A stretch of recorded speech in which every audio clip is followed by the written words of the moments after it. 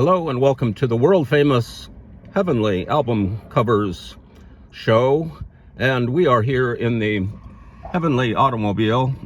There's my ever-present jug of coffee there, and my eyeglasses are there. I don't need my glasses when I'm making a video for an episode.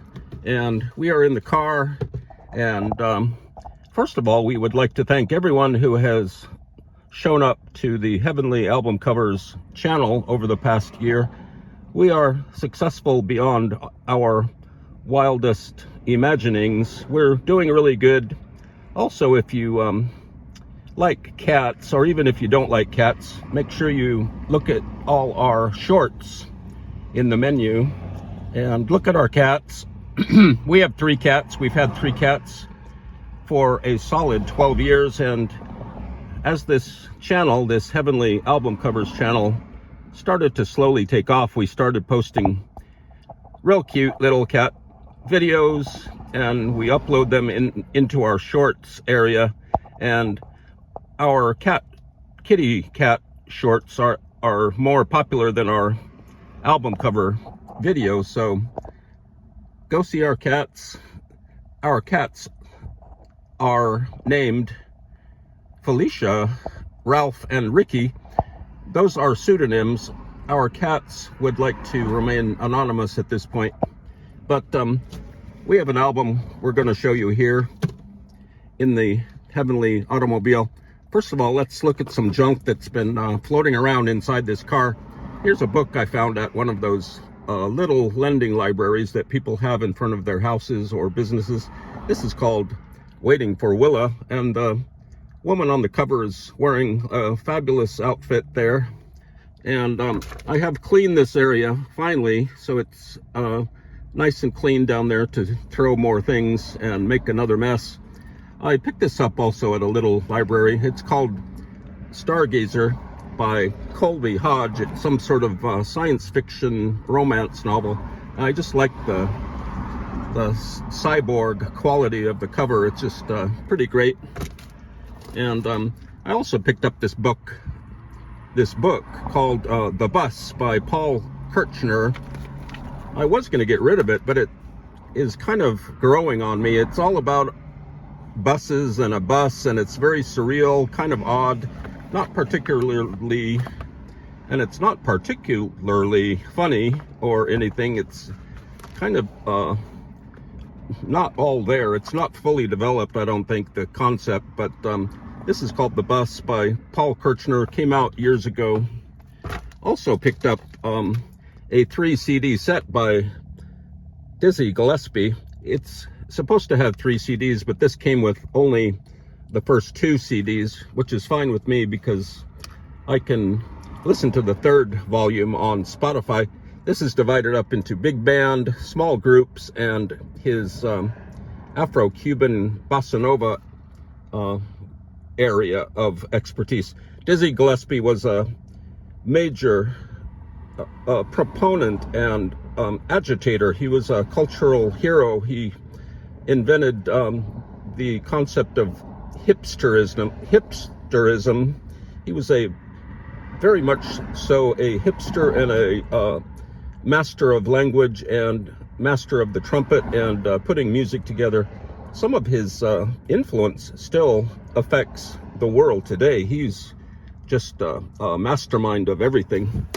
And also picked up this homemade CD by Slim Shady, or actually it's Slim Sandy. And this is pretty good. It's just Slim playing guitar, and he hits a box with his foot, and it's all real simple stuff. I like it. Also picked up this Skeeter Davis Essential album CD, and it's okay. It has a lot of her pop stuff. I don't get much of a country influence in this, but she has a pleasant, nice voice. Also grabbed this from a free pile by a group called Trinket, and it's kind of typical early 90s, early 2000s, early 3000s style energetic rock and roll. There's a couple of great songs on here, and it's very well produced. Very interesting cover. Also picked this up for free. Halloween horror hits, not very good. Picked up this CD by the Pupini sisters, which is technically sung very well, but they're a little bit too twee. They are very effete, and this music on this CD is not very involving because it's so technically perfect, but it's still fun. It would be good to listen to at a coffee shop. And finally, there's this country and western compilation called Cow Hear This, which is a takeoff on the Now Hear This UK series of dance hits, and I haven't listened to this yet. And so our major album today is by Mark Lindsay. Mark Lindsay from the ever wonderful Paul Revere and the Raiders. There's Mark Lindsay right there.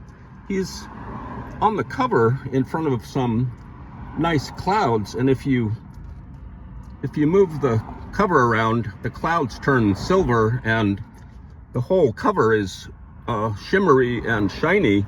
It's all printed on some shiny paper, or it has shiny ink, and it's just really great, really awesome record cover. Mark is all dressed very casually. He's got his fingers in his pockets, and he's just hanging out in front of the clouds. I'm not sure when this album came out, probably very early 1970s, and the lettering here is kind of three-dimensional, and I just can't get over these clouds, which is why I brought it out here in the daylight in the Heavenly Automobile to show off. And the flip side has a extremely close facial photograph of Mark Lindsay there. He's almost 3 times life size. There's the track listings, and some fairly famous album designers took part in this. Ed Carafe took the cover photo. George Chambers took the clouds photo, and the lettering and the back cover photo was by John Van Hammersveld, who designed many classic rock album cover pieces. And it's on, this sucker is on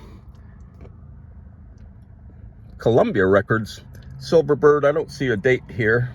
Like I said, probably very early 1970s. Mark Lindsay has a great voice. I think he still tours with oldies groups like the Turtles and the hodgepodge of what remains of the Mamas and the Papas and Spanky and Our Gang and the Cowsills.